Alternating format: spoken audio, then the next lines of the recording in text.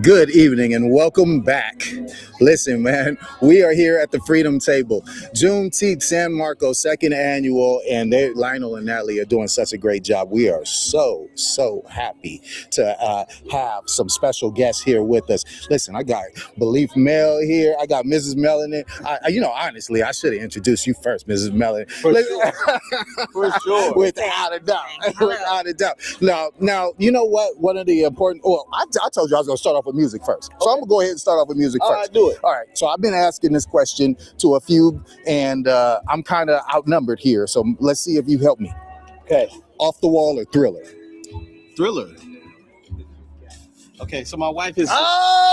Let me tell you about my wife real quick, because you're going to get off Tell me what was happening. because you got to understand something. Like, culturally, she's a little bit behind us a little bit because she knows mostly church. Ask me gospel. Anything gospel, she got you. Come on now. Pop is not going to be You there. gotta ask me gospel. You gotta start with me. I wouldn't even know where to start. I love it. You know, Thriller was mine. There's only 3 votes for Thriller. There's about 10 for Off the Wall. So me and you on the minority. Man. Okay, that's all right. That's okay. I'll take that. Hey, I love both Michael Jacksons. I love it. I mean, for real, you know what I'm saying?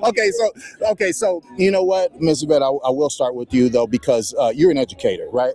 And first, I really want to thank you guys for what you've done with showing family to the world, Black family to the world. And I really want to ask you though, Mr. Bed, how do we affect the children going forward? Not just your own children, obviously, because you're doing a great job with them, but I want to see more kids excel and be beautiful Black lives out in the future. So how do we do that, seeing you as an educator and doing what you do? Well, I'm a home educator now, but I think it's just, I don't know, just being the proof. I feel like that more of us adult Black people need to show them what's possible and how I don't know, to live a life in excellence and trying new things and stepping outside of the box, and exposing them to those things so that they can pursue them more in the future. And just continuing to pour into them. I feel like sometimes it's easy for us to be looking forward and ahead, but also looking to our side and behind us to pour into the community more. Community. Yeah. I love that. And I love how you're finishing that. Talk to me a little bit about community, your community, and how you're affecting them. Well, I mean, I think, the most important thing, like my wife was saying, is proof, right? So there are things that our children don't even know that they can do because they haven't seen it yet, right? And so at some point, we're going to have to get ourselves outside of the box a little bit. Our kids are avid hockey players. For some reason, they've gravitated toward hockey. And so I've been like, all right, well, what other Black hockey players do we know? You know what I mean?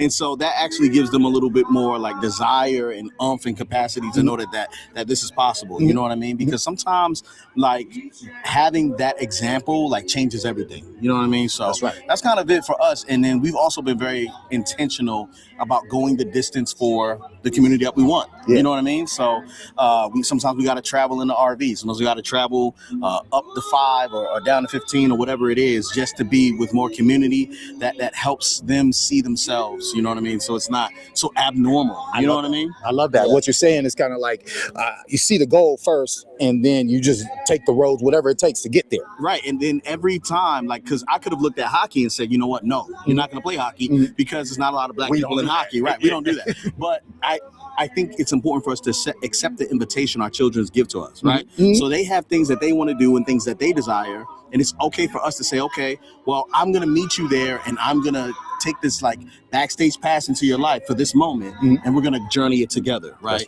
Yeah, you got to take those side quests for sure. That's what's up. Your husband has written a book recently, right? Follow Yourself First. Yes. Follow Yourself First. Aren't you proud of him? I'm very proud of him. Okay. As a matter of fact, Father's Day is this weekend. So if you have not picked that up, Amen. Go and grab that for the fathers in your life or the soon to be, or, even just anybody. Yeah, absolutely. I love it. Tell us a little bit about the book, please. Father Yourself First was birthed out of the fact that I didn't know how much I needed to grow up until I became a father. And then I realized I had to start to raise myself and change my inner voice because I had a bunch of negative self-talk and all this stuff going on in my head.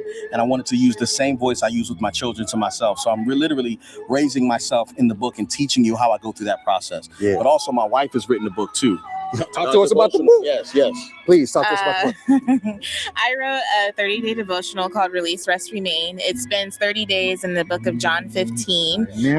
Just inviting you to embrace abiding over striving. I feel like in this day and time, we are so go, go, go that we don't remember that God's going to carry us through it all. So, yeah. You proud of her? Absolutely. She is incredible. She has such a big following and such a great group of women who show up to support her. My wife is doing incredible things. And I host a meeting for Black men every Saturday morning on Riverside, where we just let Black men speak freely. Okay, so every Saturday morning at 7 a.m. PST. Yeah. I love it. Support both of them, please. These are our leaders. Please support our folks. Glenn Henry, Yvette Henry, Belief, and Mrs. Mel. This is the Freedom Table, and we're having a blast. Listen, we will be back. We're going to have some more interviews, but this is one of the greatest ones you will ever see. Make sure you get that information and figure out how to reach out to them. Stay tuned. We will talk to you soon. Thank you. Peace. Thank you so much, guys. Yeah, man.